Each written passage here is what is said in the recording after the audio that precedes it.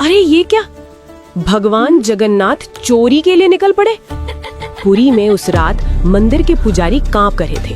दरवाजे खुले थे, भोग गायब था और मंदिर के बाहर नंगे पांव एक छोटा सा बच्चा रोता हुआ बैठा था।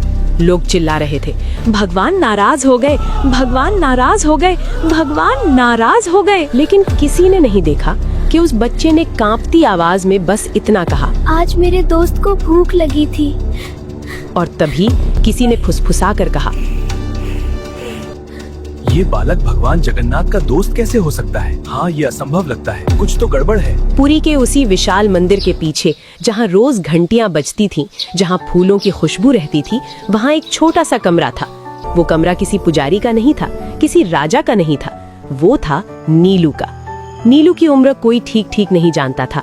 कुछ कहते थे 5 साल, कुछ कहते थे 7। नीलू अनाथ था, न माँ न बाप न कोई घर। जब लोग पूछते तू कहाँ रहता है, तो वो मुस्कुरा कर कहता, यही बाबा के घर। लोग हंसते थे, पर नीलू सच कह रहा था। हर सुबह जब मंदिर के कपाट खुलते, नीलू सबसे पहले पहुंच जाता। वो झाड़ू नहीं लगाता था, वो फूल नहीं चढ़ाता था, वो बस जगन्नाथ जी के सामने बैठकर धीरे से कहता, आज आप जल्दी मत जाना। जैसे कोई दोस्त दूसरे दोस्त से बात करता है। कभी कभी वो शिकायत करता, कल आपने मुझे सपने में भी नहीं बुलाया। कभी हंसता, आज आपके लिए नई कहानी लाया हूँ। पुजारी देखते थे पर अनदेखा कर देते थे। उनके लिए नीलू बस एक अनाथ बच्चा था, पर नीलू के लिए जगन्नाथ ही सब कुछ थे। वो दिन जब सब कुछ बदलने वाला था। उस दिन बारिश बहुत जोर से हो रही थी। भोग की तैयारी देर से हुई, पुजारी परेशान थे, भीड़ ज्यादा थी। नीलू को उस दिन प्रसाद नहीं मिला। वो मंदिर के कोने में चुपचाप बैठा रहा, आंखें नीचे, पेट खाली।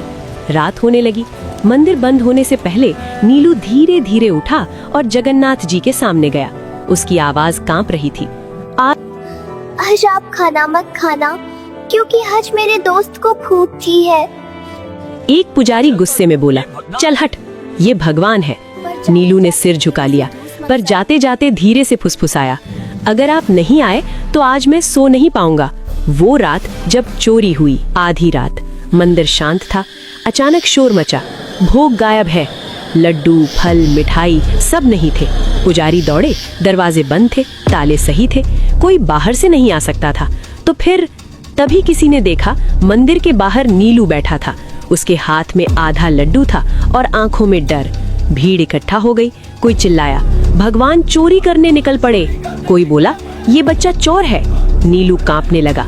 उसने बस इतना कहा, उन्होंने खुद दिया। पुजारी गुस्से में बोले, भगवान खाना नहीं देते, तू चोरी करता है। नीलू रो पड़ा। उसने जमीन पर बैठकर जोर से कहा, आप लोग नहीं समझते। भीड़ शांत हो गई। नीलू बोला, दोस्तों, जब मुझे डर लगता है वो आते हैं, जब भूख लगती है वो हंसाते हैं। आज उन्होंने कहा तुम सो जाओ, मैं देख लूंगा। सन्नाटा। लेकिन यही कहानी खत्म नहीं होती। उसी पल मंदिर के अंदर से घंटी अपने आप बज उठी और जगन्नाथ जी की आंखों से जैसे चमक निकल पड़ी। पुजारी पीछे हट गए। किसी ने कांपते हुए कहा, अगर बच्चा झूठ नहीं बोल रहा तो इसका मतलब भगवान सच में किसी की मनोकामना पूरा करने निकल पड़े थे। लेकिन सवाल अब भी था, भगवान किसी की सुन लेते हैं और किसी की नहीं। ऐसा क्यों? क्या अगला दिन नीलू के लिए चमत्कार लाएगा या सबसे बड़ी सजा? जब लोगों ने सोचा अब अच्छा होगा, लेकिन भगवान ने सबसे कठिन रास्ता चुना। अगली सुबह जब सबको लगा अब चमत्कार होगा, पुरी में सुबह होते ही खबर फैल गई। रात भगवान ने भोग खुद बाहर भेजा। एक बच्चे के लिए भगवान चले आए। अब तो इस बच्चे की किस्मत बदल जाएगी। मंदिर के बाहर भीड़ थी। लोग नीलू को देखने आए। कोई सिक्का दे रहा था, कोई मिठाई, कोई सिर पर हाथ फेर रहा था। नीलू बस चुप था। वो बार बार मंदिर के दरवाजे की तरफ देख रहा था, जैसे किसी का इंतजार हो। नीलू की एक ही जिद। एक पुजारी ने पूछा, बोल बेटा, क्या चाहिए? नीलू ने सिर हिलाया, कुछ नहीं। नीलू बोला, बस आज रात भी वो आएंगे ना? पुजारी चुप हो गया, क्योंकि वो नहीं जानता था कि भगवान हर रात किसी के लिए आते हैं या नहीं। पहला झटका जब सब उल्टा हो गया। दोपहर होते होते मंदिर समिति की बैठक हुई। कुछ बुजुर्ग पुजारी बोले, ये बच्चा गलत परंपरा बना रहा है। लोग भगवान से दोस्ती समझने लगेंगे। भक्ति डर से नहीं, नियम से चलती है। और फिर फैसला हुआ, नीलू को मंदिर से निकाल दिया जाएगा। शाम होते ही एक पुजारी नीलू के पास आया। अब तुम यहाँ नहीं रह सकते। नीलू ने धीरे से पूछा, तो वो मुझे कहाँ मिलेंगे? पुजारी ने जवाब नहीं दिया। वो पल जब सबको लगा अब अच्छा होगा। लोगों ने सोचा अब बच्चा बाहर जाएगा, कोई सेठ उसे गोद ले लेगा, अब इसका जीवन सुधरेगा। लेकिन किसी ने नहीं देखा कि नीलू मंदिर के बाहर पत्थर पर बैठकर खामोशी से रो रहा था। वो रोते हुए नहीं बोला, वो डरा हुआ था।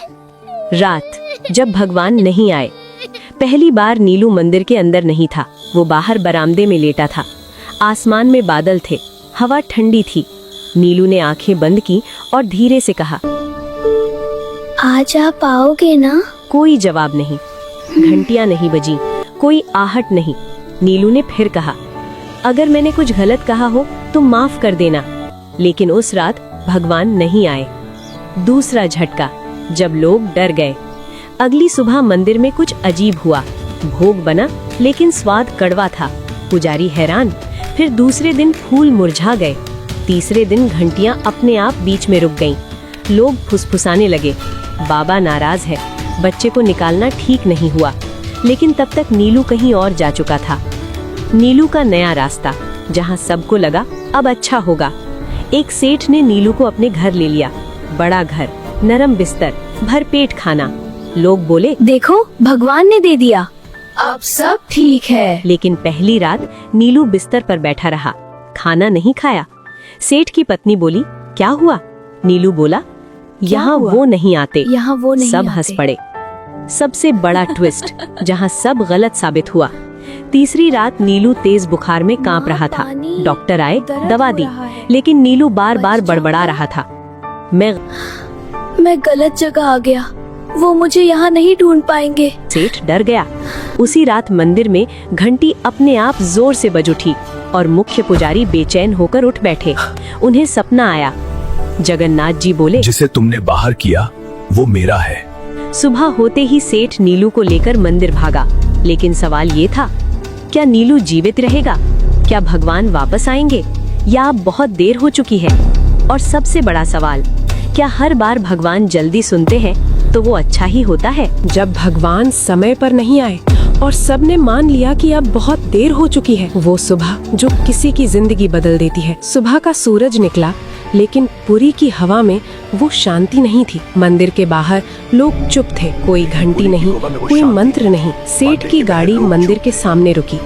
नीलू अंदर था, कमजोर, तपता हुआ, आंखें अध खुली।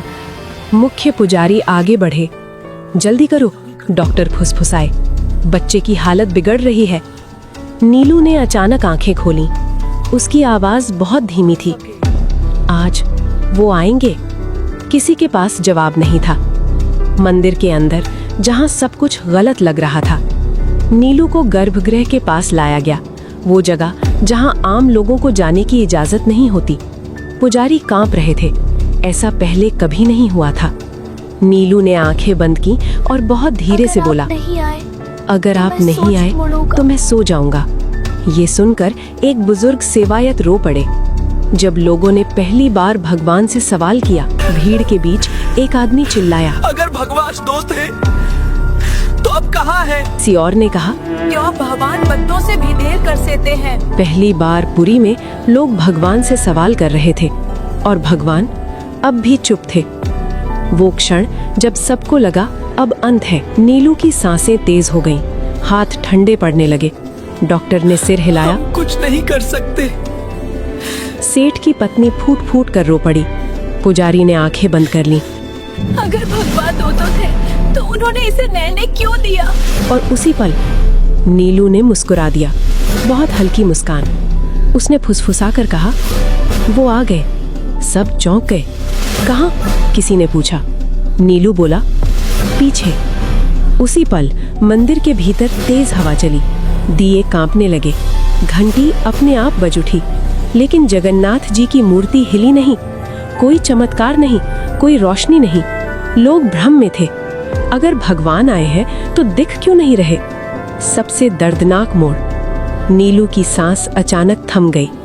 डॉक्टर ने कलाई छोड़ी, धीमी आवाज में बोला, अब नहीं, मंदिर में एक साथ कई चीखें उठी। सेठ घुटनों पर गिर पड़ा। पुजारी फूट फूट कर रोने लगे और उसी पल एक पुजारी ने कांपती आवाज में कहा, अगर भगवान दोस्त थे तो उन्होंने इसे मरने क्यों दिया? चुप्पी जो जवाब से ज्यादा भारी थी। नीलू का शरीर शांत था, चेहरे पर डर नहीं था, बस एक अजीब सी शांति। मंदिर के बाहर लोग बैठ गए, कोई बोल नहीं रहा था। पुरी ने पहली बार भगवान की चुप्पी को इतना भारी महसूस किया। सवाल जो अब सबके थे, क्या भगवान देर कर गए? क्या दोस्ती भी नियमों से हार गई? क्या भगवान सिर्फ देने आते हैं या कभी लेने भी?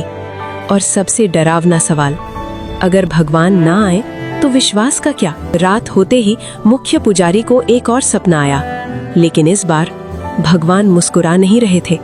उन्होंने बस इतना कहा, तुम सब ने सोचा मैं देर कर गया, लेकिन तुम नहीं जानते मैं उसे लेने नहीं छोड़ने आया था। मैं उसे लेने नहीं छोड़ने आया था। वही रात जब सपना सिर्फ सपना नहीं था। नीलू के जाने के बाद पूरी उस रात सो नहीं पाई। मंदिर के आंगन में अजीब सी ठंडक थी। दिए बुझ चुके थे, लेकिन हवा में अगरबत्ती की खुशबू अब भी थी। मुख्य पुजारी अपने कमरे में बैठे थे। आंखें खुली थीं, लेकिन मन कहीं और था। उन्होंने पहली बार अपने जीवन में भगवान से कुछ नहीं मांगा, बस पूछा, अगर वो आपका था तो आपने उसे हमसे क्यों छीन लिया? उसी क्षण उनकी आंख लग गई और उन्होंने खुद को मंदिर के गर्भगृह में देखा। सब कुछ वैसा ही था जैसा रोज होता है। मूर्ति वही, दिए वही, फूल वही, लेकिन एक फर्क था। जगन्नाथ जी आज सिंहासन पर नहीं थे, वो नीचे खड़े थे और उनके पास नीलू बैठा था। नीलू वैसा नहीं जैसा सबने देखा था। नीलू अब बीमार नहीं था, कमजोर नहीं था। उसके कपड़े साफ थे, चेहरा शांत था। वो हंस रहा था और जगन्नाथ जी उसके बाल सहला रहे थे। पुजारी कांप गए। उन्होंने पूछा, अगर नीलू आपके पास है तो उसका शरीर? अगर नीलू आपके पास है तो उसका शरीर? भगवान ने उनकी तरफ देखा। उनकी आंखों में न गुस्सा था न करुणा, बस सच्चाई। भगवान बोले, तुम सब ने समझा मैं देर कर गया, लेकिन नीलू को कभी देर नहीं लगी। पुजारी रो पड़े। तो फिर वो क्यों गया? प्रयू, भगवान जगन्नाथ ने धीरे से कहा, क्योंकि वो रुकने नहीं आया था। भगवान बोले, नीलू इस जीवन में कुछ पाने नहीं आया था, वो भेजा गया था ताकि तुम सब भक्ति और डर में फर्क समझ सको। पुजारी ने कांपते हुए पूछा, पर उसने तो बहुत सहा। भगवान की आवाज और गहरी हो गई, जिसे मेरा मित्र बनना हो उसे मेरा अकेलापन भी समझना पड़ता है। पुजारी ने वही सवाल दोहराया जो सबके मन में था। आपने कहा था आप उसे लेने नहीं छोड़ने आए थे। भगवान जगन्नाथ मुस्कुराए। हाँ, नीलू को इस दुनिया से नहीं, तुम्हारे भ्रम से छोड़ा। नीलू की आखिरी इच्छा। भगवान ने नीलू की तरफ देखा। नीलू बोला, अब वो मुझे भूलेंगे ना? अब वो मुझे भूलेंगे ना? भगवान ने सिर हिलाया। नहीं, लेकिन वो मुझे ढूंढेंगे गलत जगहों पर। नीलू मुस्कुराया। कोई बात नहीं, जब कोई बच्चा रोएगा तो आप वहाँ रहना। भगवान की आंखें पहली बार नम हुई। पुजारी की आंख खुली। सुबह हो चुकी थी, लेकिन मन अब वैसा नहीं था। उन्होंने तुरंत मंदिर के सभी सेवायतों को बुलाया और कहा, आज से मंदिर में कोई बच्चा बाहर नहीं सोएगा। आज से भक्ति डर से नहीं चलेगी। उसी दिन एक अनाथ बच्ची मंदिर के बाहर मिली। वो रो रही थी। पुजारी ने उसे गोद में उठाया और पहली बार जगन्नाथ मंदिर में एक छोटा सा कमरा बच्चों के लिए खोला गया। लोग बोले, नीलू चला गया, लेकिन सच्चाई ये थी, नीलू अब हर जगह था। कहानी अब सवाल नहीं पूछती, वो चुप करा देती है। लेकिन अभी भी एक चीज बाकी है। अगर नीलू सिर्फ संदेश था, तो असली बदलाव कब आएगा? क्या भगवान सच में किसी की मनोकामना जल्दी और किसी की देर से पूरी करते हैं? चमत्कार जो दिखा नहीं, लेकिन सबको बदल गया। उस सुबह पुरी में कुछ भी अलग नहीं दिख रहा था। सूरज वैसे ही निकला, घंटियां वैसे ही बजी, भीड़ वैसे ही आई, लेकिन जिनकी आंखें खुल चुकी थीं, उन्हें सब कुछ अलग लग रहा था। मुख्य पुजारी पहली बार भीड़ से पहले मंदिर के बाहर खड़े थे, वहाँ जहाँ नीलू बैठा करता था। नीलू की जगह पर आज एक छोटा सा कपड़ा रखा था। उस पर फूल नहीं थे, दिया भी नहीं था, बस एक साधारण सी चटाई। एक सेवायत ने पूछा, ये किसके लिए है?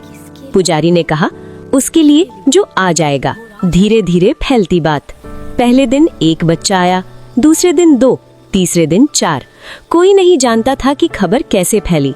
बस इतना हुआ कि अब मंदिर के बाहर कोई बच्चा अकेला नहीं बैठता था। पहला बदलाव पूजा में। एक दिन भोग की थाली आई। पुजारी ने हाथ जोड़े और पहली बार ये शब्द बोले, अगर किसी बच्चे को आज भूख है तो पहले उसे। सेवायक चौंक गए, पर किसी ने विरोध नहीं किया। लोगों के भीतर शुरू हुई हलचल। भीड़ में एक आदमी फुसफुसाया, पहले भगवान से डर लगता था, अब थोड़ा अपना सा लगता है। किसी ने कहा नीलू मर गया और किसी ने जवाब दिया, नहीं, नीलू समझ आ गया। जहाँ लोग कुछ और चाहते थे। कुछ लोग नाराज भी थे। एक व्यापारी बोला, हम सालों से चढ़ावा दे रहे हैं, फिर भी हमारी मनोकामना नहीं पूरी होती।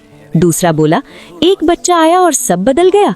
पुजारी ने शांत स्वर में कहा, शायद बदलाव मंदिर में नहीं, हम में होना था। एक दिन बारिश हुई। एक शाम तेज बारिश हो रही थी। मंदिर के बाहर एक बच्ची खड़ी थी। वो कुछ नहीं बोली, बस देखती रही।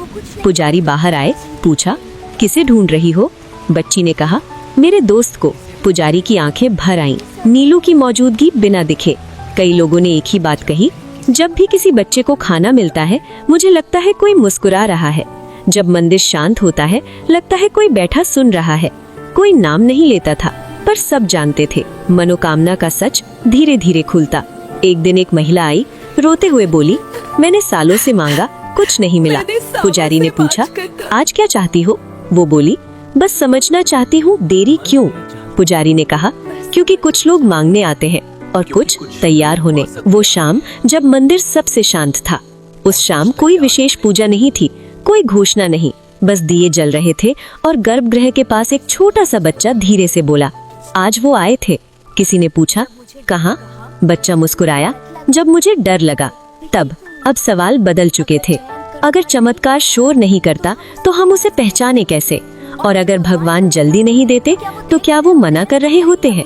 कुछ प्रार्थनाएं तुरंत क्यों सुनी जाती हैं और कुछ को सालों इंतजार क्यों करना पड़ता है? समय बीतता है पर सवाल नहीं। नीलू गए हुए अब कई महीने हो चुके थे। मंदिर वैसा ही था, लेकिन लोग वैसे नहीं रहे। अब लोग मंदिर आते थे पर पहले जैसे नहीं। पहले लोग पूछते थे, मुझे ये चाहिए, मेरा ये कर दो। अब लोग पूछते थे, मैं क्यों मांग रहा हूँ? पहला सच जिसे कोई सुनना नहीं चाहता। एक दिन एक बूढ़ा व्यक्ति आया। उसकी पीठ झुकी थी, आवाज थकी हुई। उसने पुजारी से कहा, मैं 30 साल से पूजा कर रहा हूँ, फिर भी मेरी मनोकामना पूरी नहीं हुई। पुजारी ने पहली बार सीधा जवाब दिया, क्योंकि आप भगवान से नहीं, डर से जुड़े हुए थे। बूढ़ा आदमी चौंक गया। डर और भक्ति का फर्क। पुजारी बोले, जब कोई बच्चा रोता है वो डर से नहीं रोता, वो भरोसे से रोता है। नीलू इसलिए सुना गया क्योंकि उसे खोने का डर नहीं था। भीड़ में सन्नाटा छा गया। समय का रहस्य। एक और आदमी बोला, तो क्या भगवान समय देखकर देते हैं? पुजारी मुस्कुराए, नहीं, भगवान देखकर देते हैं कि तुम संभाल पाओगे या नहीं। भारी हाथ, खाली हाथ। पुजारी ने जमीन से एक पत्थर उठाया, फिर एक फूल, और कहा, भरा हुआ हाथ फूल नहीं पकड़ सकता और भरा हुआ मन भगवान नहीं। भीड़ में कई लोग आंखें झुका गए। जब देर असल में दया होती है।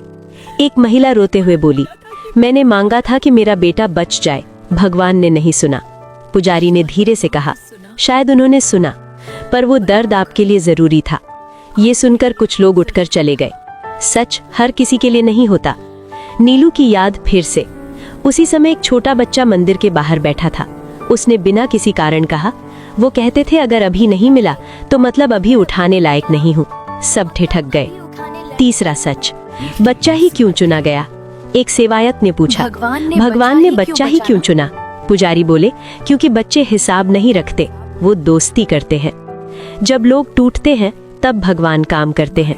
पुजारी ने आखिरी बात कही, भगवान देने से पहले इंसान को तोड़ते नहीं, खाली करते हैं, और जो खाली होना स्वीकार कर ले उसे इंतजार नहीं लगता। अब कहानी अपने आखिरी मोड़ पर है। सिर्फ एक सवाल बचा है, क्या नीलू का असर सिर्फ मंदिर तक था या उससे बाहर भी? क्या भगवान आखिरी बार कोई संकेत देंगे? आखिरी संकेत जो भगवान ने शब्दों में नहीं दिया, वो सुबह जो किसी ने नोटिस नहीं की। उस सुबह पुरी में कुछ भी अलग नहीं दिख रहा था, ना कोई चमत्कार, ना कोई घोषणा, ना कोई आवाज, लेकिन मंदिर के बाहर एक छोटा सा दृश्य था जिसे ज्यादातर लोगों ने देखकर भी अनदेखा कर गए। एक बच्चा मंदिर की सीढ़ियों पर बैठा था। उसके पैरों में चप्पल नहीं थी, हाथ में कोई कटोरा नहीं था। वो बस दिए की लौ को देख रहा था। एक सवाल जो कहानी को पूरा करता है। एक आदमी रुका, पूछा, तू यहाँ क्यों बैठा है? बच्चे ने ऊपर देखा और वही जवाब दिया जो कभी नीलू देता था, अपने दोस्त का इंतजार कर रहा हूँ। आदमी ठिठक गया। बिना दिखे हुआ चमत्कार। उसी पल हवा हल्की सी चली, दिए की लौ सीधी खड़ी हो गई। घंटी नहीं बजी, मूर्ति नहीं हिली, लेकिन जो वहां खड़े थे उन्हें ऐसा लगा कोई सुन रहा है। नीलू की कहानी अब किसी एक की नहीं। धीरे धीरे मंदिर के बाहर और बच्चे आने लगे। कोई रो नहीं रहा था, कोई मांग नहीं कर रहा था, बस बैठे थे। और मंदिर पहली बार इतना शांत था। आखिरी समझ जो देर से आती है।